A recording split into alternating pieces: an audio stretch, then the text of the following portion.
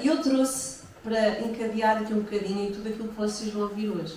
Porque falar de ciência parece que é falar de uma coisa extremamente rígida, obtusa e ligar numa coisa muito hermética, muito com resultados, com testes e retestes, como agora ali a nossa querida Marina está na tese, sabe que tem que ser testes, retestes, primeiro que sai uma teoria tem que ser validada de forma muito precisa. Parece que depois colocar com a religião é qualquer coisa muito ao lado, não é? Não, a religião é algo com fé.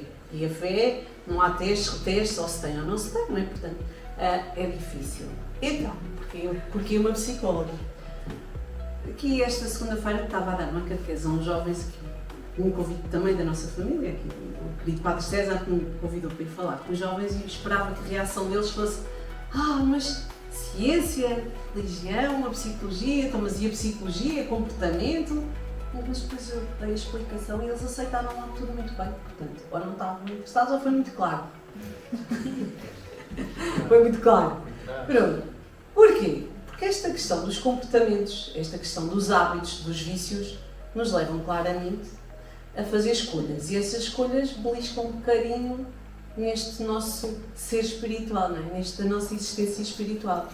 E aqui nesta frase que eu utilizei, existência espiritual, ser espiritual, que estas frases que estão agora muito em voga na sociedade, que é, nós somos feitos às partes. Portanto, temos um nutricionista, o senhor padre para ir à confissão, o preparador físico para ir para o ginásio e te dar já especificamente aquela gordurinha que está lá embaixo, a chegar ao calcanhar que me incomoda, não se olha para a pessoa num todo.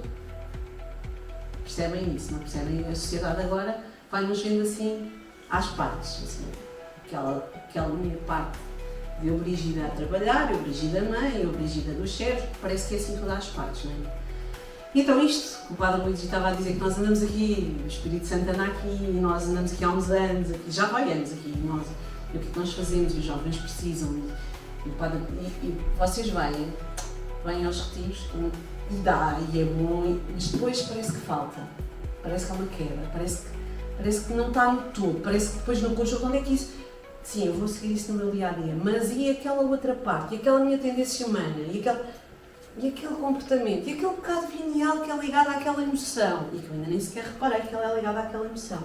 Então a psicologia entra justamente aí, que é as emoções que me levam ao pecado, os vícios que me levam ao pecado, e eu que estou distraída com essas emoções, com esses comportamentos, e que me faz cair no pecado. Os pecados veniais tantas vezes são alimentados por comportamentos desajustados, então veio daí este convite, surge daí, esta ligação surge daí, e depois este curso que vai ser a seguir. Agora vocês primeiro vão ver a apresentação de há 3 anos atrás, já passou 3 anos, há 3 anos atrás.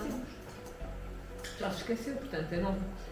Vão ver, não, vou ver rapidamente, vou ver em modo high speed, vou ver a apresentação de 3 anos atrás, que é este salto, não é? Este salto do despertar, ou pelo menos é que foi o que eu pretendi, quando a fiz há 3 anos atrás, era despertar para a consciência, para que nós somos levados pelos nossos sentimentos e pelas nossas emoções, e que se nós não estivermos atentos a este nosso lado, é difícil depois olharmos para nós enquanto todo e não nos deixarmos levar só por uma determinada parte.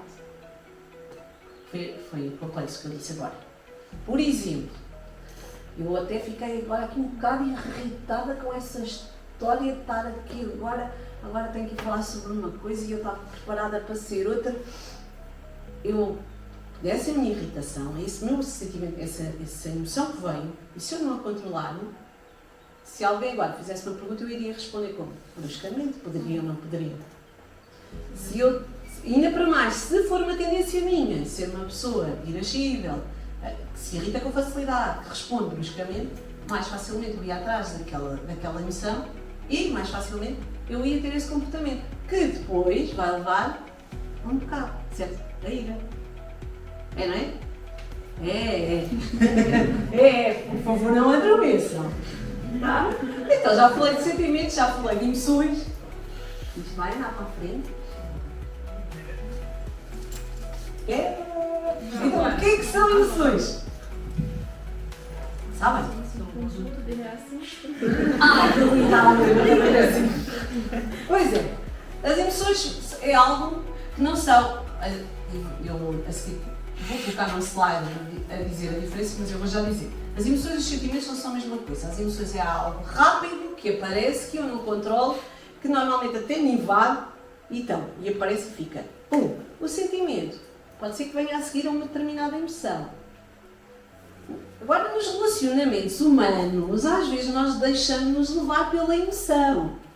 Eu vou sair, e aquele rapaz fala a minha emoção. Sabem estas frases que nós utilizamos no nosso dia-a-dia, que querem dizer tudo? Aquela rapariga falou à minha emoção. Os homens são mais pragmáticos, não utilizam estas frases do fala à minha emoção. Fala à minha emoção! E depois o que é que acontece? Não está a vir atrás de mim, frente, eu fico no enquadramento. Pronto. Fala a minha emoção e eu deixo-me levar pelo sentimento ou pela emoção? Eu deixo-me levar pela emoção. Eu ainda não parei para pensar sobre o que é que eu realmente estou a sentir e já fui. Agora imaginem o que é. Sair à noite, beber uns copos, sentir uma emoção, depois de ter bebido uns copos, naquele congresso ali passado, eu falei um bocadinho sobre as coisas do cérebro, os processos neuronais, o pré-frontal. O álcool diminui e, portanto, põe as neurotransmissores da felicidade assim todos mais em cima. E nós estamos todos cheios dos neurotransmissores mais em cima, mais a emoção. Aquela pessoa parece-nos o deus grego, não sei, uma coisa super, hiper, mega, uou! E depois afinal não é. E nós só fomos atrás da emoção. Tá? O sentimento precisa de tempo para aparecer. Então, o que são as emoções? Lá estão elas. O medo, a tristeza, a alegria, a repulsa, a raiva e está ali um presente. Alguém sabe qual é que é o presente que ali está? Alguém viu este filme? Sim. A maior parte de vocês, não é? É o Inside Out. É a surpresa. Aquela emoção que está ali é a surpresa. Porque os criadores deste filme acharam que a surpresa não é uma emoção primária. Consideraram a surpresa como uma emoção secundária. Mas, na verdade, os estudos dizem que a surpresa é uma emoção primária e, portanto, convém ser considerada. Porquê? Imaginem, vocês estão a fazer uma coisa muitíssimo importante na vossa vida, vocês estão a trabalhar, ou estão à espera de um recado muito importante, mas de repente são surpreendidos com algo explosivo, um barulho assustador. Vocês vão deixar de perceber o que é que está a acontecer, o recado, a mãe, aquela coisa muitíssimo importante vai cair e vai ficar só a surpresa. As emoções primárias são emoções que também nos tornam sobreviventes, ok? Vão zelar com aquilo no pré-frontal, no cérebro, e elas vão lutar pela nossa sobrevivência, tá? As primárias são níveis. Depois, a mistura delas dá as emoções secundárias, por exemplo, a tristeza e o medo se juntarem podem fazer a ansiedade. E depois aquilo faz um arco-íris de cores. Olá! Acham que são hora? É a segunda vez que vocês me fazem isto. Eu desava a primeira vez fiz exatamente a mesma coisa. Não digas que eu conto coisas.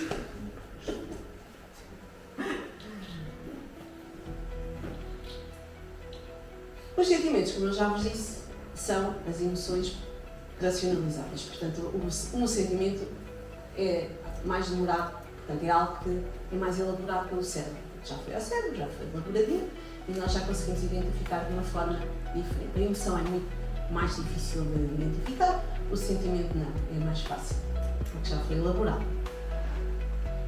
Agora vocês gostavam que eu estivesse a fazer isto tudo muito devagarinho, não era? Está lá no... Podem ir ao YouTube e ver no congresso. Novamente. As emoções e os sentimentos. Se forem assim baralhados, se nós confundirmos uma emoção com um sentimento, vamos achar que gostamos muito de uma determinada pessoa e afinal só estamos a ser efusivos, ou só estamos a sentir alegria e só estamos levados pela emoção e não pelo sentimento.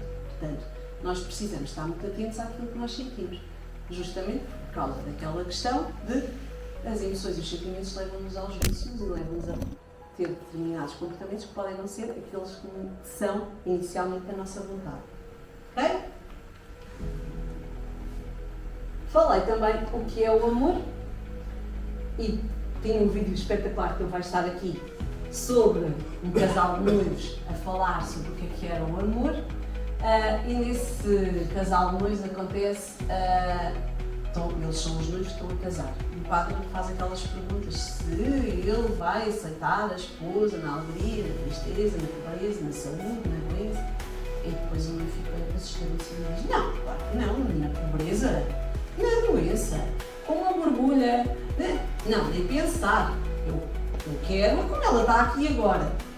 E ela é igual. Portanto, o amor não é isto, certo? Não é um conjunto de compulsões, portanto, uma pulsão, e ela apareceu, bateu e vai embora. O amor não é uma pulsão, fica.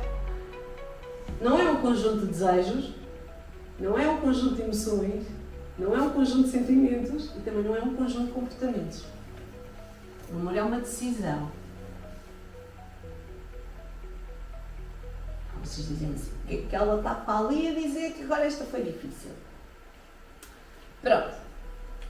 Não sei quantos namorados é que estão aqui, só vejo a Carolina e a Patrícia. Mas quando, e nem sei se há aqui casais, não sei se há aqui pessoas que namoram, mas quando nós nos decidimos por amar uma pessoa, decidimos olhar para... Primeiro, pensem que isto já é uma fase elaborada, tá? Não é aquela fase, nós estamos a falar emocional. Estamos a falar de amor. Amor é algo, é um sentimento, portanto é algo mais profundo. É algo que nós já perdemos tempo a pensar. Se eu já perdi tempo a pensar sobre aquela pessoa, já perdi tempo a ver qualidades, defeitos, muitos defeitos, muitos defeitos, muitas qualidades minhas, delas. Dá para... Dá, não dá, vai haver coisas que nós vamos ter que limar, arestas que vão funcionar, outras que se calhar nem por isso. E eu vou decidir amar aquela pessoa. Não é uma coisa que aparece gratuitamente. Parece que o amor, às vezes parece que o amor da sociedade faz-nos acreditar que o amor acontece de uma forma assim muito gratuita. Eu vou ali fora, desbarro numa pedra e eis que encontro o meu príncipe. Não é bem assim.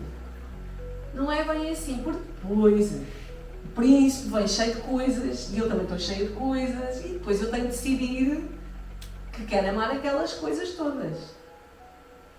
Dá um exemplo um bocadinho mais prático sem ser uma relação marido e mulher. Mãe e filho. Bebê recém-nascido. O bebê chora, incômodo, acorda 3 em 3 horas, a mama fica descabelada, os peitos ficam gritados, tem que se amamentar e eu decido amar aquela criança. Não mesmo, posso ter vontade de mandar pela janela fora, mas aquela criança... Ok? É uma decisão. O amor é uma decisão. Tá? Não é uma coisa que aconteceu e apareceu e foi. Por isso é que quando nós depois estivermos no outro curso, mais para a frente, e vamos falar sobre a afetividade, sobre o namoro, não é algo que se possa dizer. Começa agora já no dia 5 às 17, depois vai continuar 10 anos e depois vamos ver que não pode ser assim. Não pode ser assim, porque nós temos primeiro que nos conhecer a nós, conhecer o outro, criar laços, perceber da vinculação, que era o slide que veio a seguir, eu penso que fala sobre a vinculação. Estou a seguir o mundo para dar para trás. Podia não dar. As técnicas foram boas, tá? Normalmente. Fomos nós. O que é mostrar a vinculação? Que é o quê? E que nós também vamos falar no nosso curso. Que é, às vezes, as relações que nós tivemos com os nossos pais, para não dizer a maior parte das vezes, ou sempre, a relação de amor que nós tivemos com os nossos pais vai influenciar as relações que nós vamos ter futuramente. Mas, olhem a boa notícia. Deus repara tudo! Tá?